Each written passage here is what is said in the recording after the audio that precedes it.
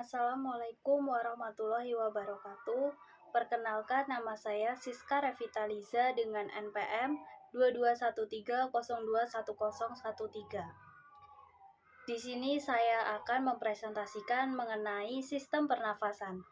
Sebelumnya, kira-kira apa sih sistem pernafasan itu dan apa maksud dari bernapas? Bernafas merupakan proses menghirup udara atau inspirasi dan menghembuskan udara atau ekspirasi yang melibatkan pertukaran udara antara atmosfer dengan alveolus paru-paru. Sistem pernafasan pada manusia adalah sekumpulan organ yang terlibat dalam proses pertukaran oksigen dan karbon dioksida dalam darah. Sistem pernafasan manusia tersusun atas rongga hidung, faring, laring, trakea, bronkus, bronkiolus, dan paru-paru. Organ penyusun sistem pernafasan tersebut dapat dikelompokkan berdasarkan struktur maupun fungsinya. Secara fungsional, sistem pernapasan tersusun atas dua bagian utama. Yang pertama ada zona penghubung, tersusun atas rangkaian rongga dan saluran yang saling terhubung, baik di luar maupun di dalam paru-paru. Bagian penghubung meliputi hidung, faring, laring, trakea, bronkus, dan bronkiolus. Fungsi dari bagian penghubung yaitu menyaring, menghangatkan, dan melembabkan udara serta menyalurkan udara menuju paru-paru. Yang kedua ada zona respirasi, tersusun atas jaringan dalam paru-paru yang berperan dalam pertukaran gas, yaitu alveolus. Secara struktural, sistem pernapasan tersusun atas dua bagian utama.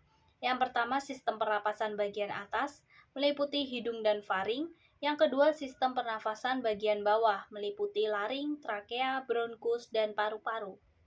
Apa saja sih organ-organ pernapasan itu? Yang pertama ada rongga hidung.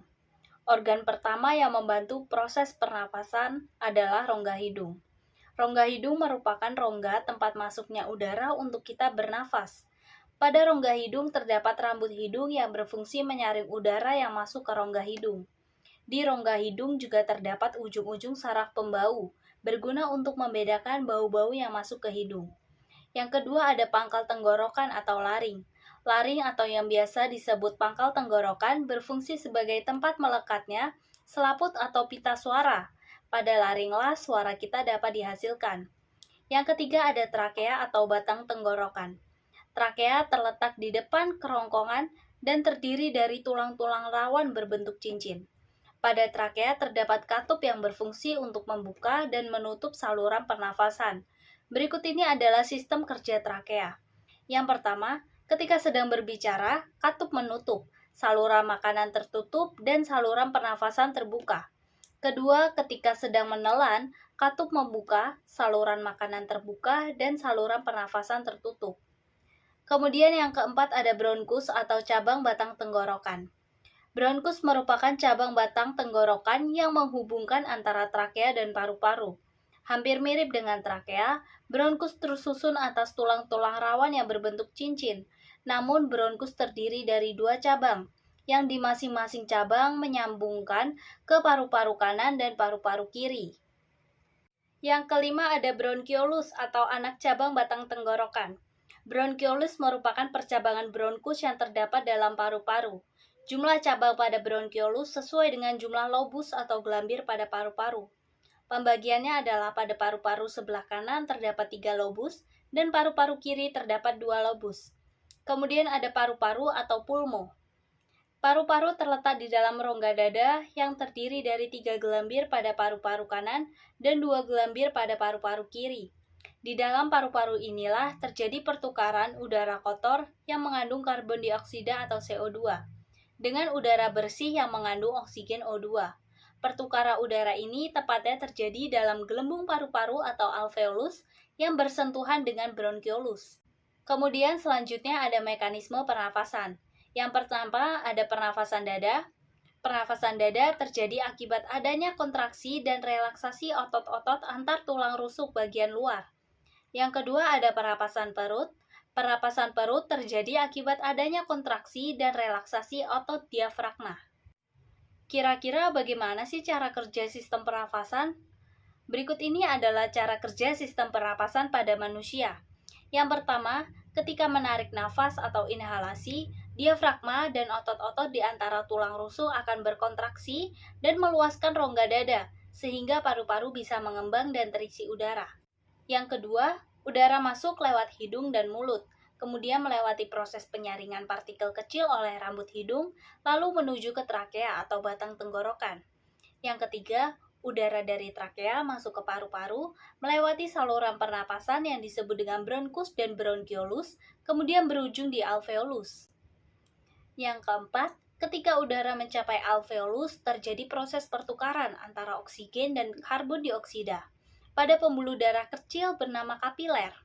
Yang kelima, oksigen masuk ke dalam kapiler, kemudian menumpang ke sel merah, menuju ke jantung untuk disebarkan ke seluruh tubuh. Di saat yang bersamaan, karbon dioksida masuk dari kapiler ke rongga paru. Yang keenam, setelah pertukaran oksigen dan karbon dioksida selesai, otot diafragma dan tulang rusuk kembali rileks, dan rongga dada kembali seperti semula. Udara yang mengandung karbon dioksida pun terdorong dari alveolus menuju bronkiolus, bronkus, trakea, hingga keluar melalui hidung. Gangguan pada sistem pernafasan. Yang pertama ada influenza. Influenza disebabkan oleh virus dan mudah menular. Penularan bisa melalui kontak langsung ke cairan seperti batuk atau bersin. Saat flu, hidung dipenuhi lendir sehingga mengganggu pernafasan. Yang kedua ada kanker paru-paru. Penyakit ini disebabkan oleh sel kanker yang tumbuh di paru-paru. Bila dibiarkan, sel kanker dapat menyerang bagian tubuh lain. Kanker paru-paru juga disebabkan karena kebiasaan buruk, seperti merokok, menghirup asap kendaraan, minum minuman beralkohol, dan kebiasaan tidak sehat lainnya. Yang ketiga ada tuberkulosis atau TBC. Disebabkan oleh bakteri Mycobacterium tuberculosis yang menyerang paru-paru dan menimbulkan bintil-bintil pada dinding alveolus, sehingga menyebabkan proses difusi oksigen terganggu. Penderita TBC juga sering mengalami batuk darah. Yang keempat ada asma. Asma adalah penyakit yang terjadi karena penyempitan saluran pernafasan yang disebabkan alergi terhadap debu, bulu, serangga kecil, ataupun rambut. Penyakit ini dapat muncul kembali jika suhu lingkungan terlalu dingin atau ketika penderita mengalami masalah psikologis. Yang kelima ada laringitis.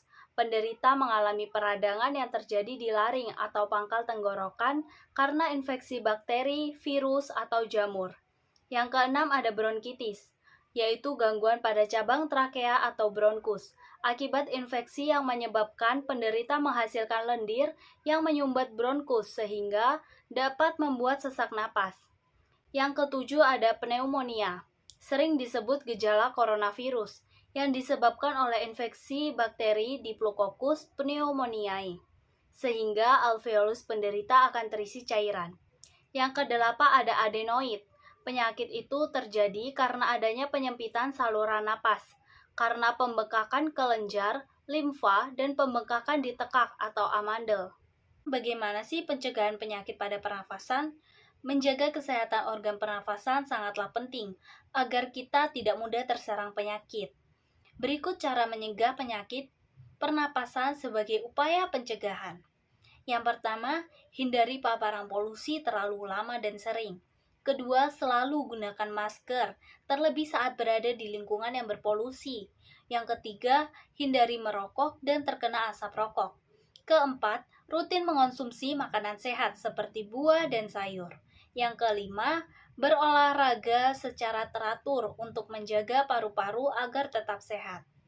Baiklah, sekian presentasi dan pemaparan materi mengenai sistem pernapasan dari saya.